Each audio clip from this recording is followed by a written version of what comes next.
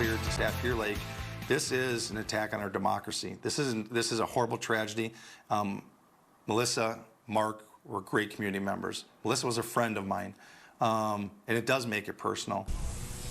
Brooklyn Park Police Chief Mark Bruley opening up about the unthinkable, a political assassination in his own community. The victims, his friends. His mission, justice. Tonight, Fox 9's Paul Blume sits down one-on-one with the chief at the center of the largest manhunt in state history. Especially as a police chief, I got to know her really well because she's my first call when I need a law change or I want a new law, or quite honestly, she always called me my chief. For Brooklyn Park Police Chief Mark Bruley, this was personal.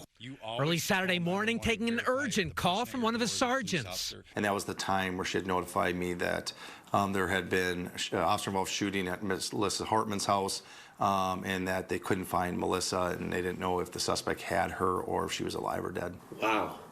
What's your response to that? Yeah, I mean, that's a nightmare situation for a police chief to get that call in the morning. While a fatally wounded Mark Hortman was pulled out of harm's way, Bruley's department had to send a drone into the house to make sure it was safe to enter after officers fired on the armed suspect at the front door before he burst inside. Bruley rushed to that scene where he learned that the longtime state rep was dead and the gunman, dressed just like law enforcement, had gotten away.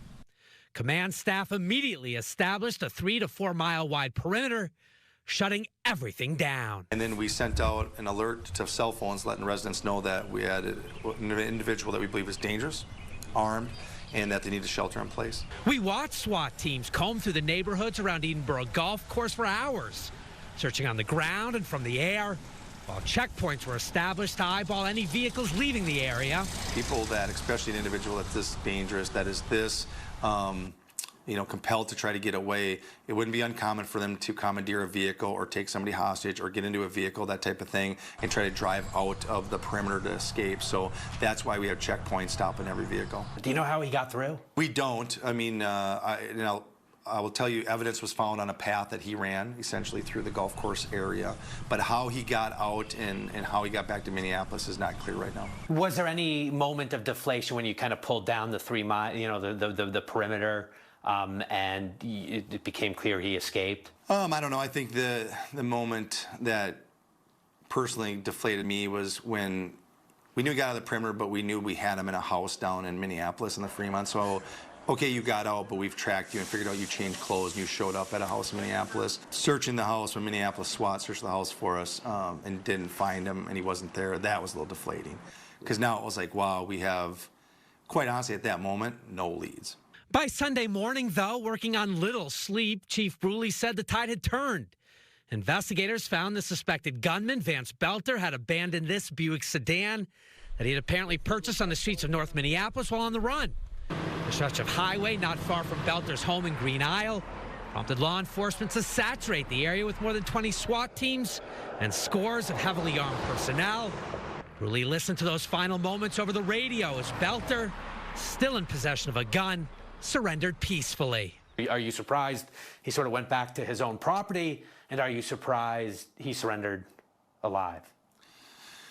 I'm not surprised he went back to his own property. I think that we had made his world so small that that was the last place he probably had some resources hidden that he could get. He was kind of a prepper, and I think he thought that there was resources, money, maybe go bag, guns, who knows, that he could get from that location if he could sneak back in there.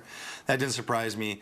Quite honestly, I was surprised that he surrendered. But you can't come into Brooklyn Park, shoot a lawmaker and her husband, inflict that kind of damage, and not be held accountable. Just, we don't allow it, and that is why this investigation would have never stopped until we captured him.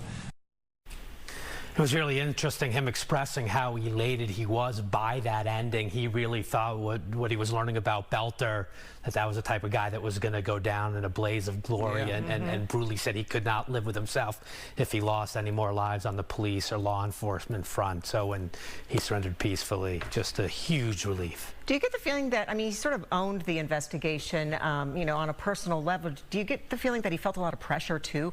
And did he sort of say anything about the environment? There was 100 detectives there at the PD. Well, I mean, he thought the process worked brilliantly. I mean, he had no problem with it taking as long as it did. It was interesting there. You heard about the deflation moment, and they really were. It sounded like out of leads. I mean, they had closed in on the guy and that they'd closed down his accounts. They were on his cell phones, but they didn't know where he was. But all of a sudden, that Buick that next morning, boom, they were on it, and obviously the ending would unfold as it did in the hours that followed. On the personal side, he's a police officer, but he's a human as well. How's he doing with his friend and the loss of his friend? I mean, that is something that cuts beyond being a police officer. No, I mean, he has her cell phone. They check in. It sounds like, you know, when he needs a new law or a law change, like that was his gal, and you know, he was so proud that Melissa would say he's my chief whenever she was at a big event and he was speaking. So no, it has taken a toll. He said he didn't sleep for several days. Said last night he was able to finally you know, get in control of all the emotions and stuff and get some rest. But yeah, no, it was important to that department, and I noted that it was one of those SWAT teams down there in Sibley County. 43 hours later, it was Brooklyn Park's SWAT team that was in that mix right there to pull Belter into custody. Well, we wish him the best, and families as well that are so touched by this. Thanks, Paul. Thanks, Paul. You bet.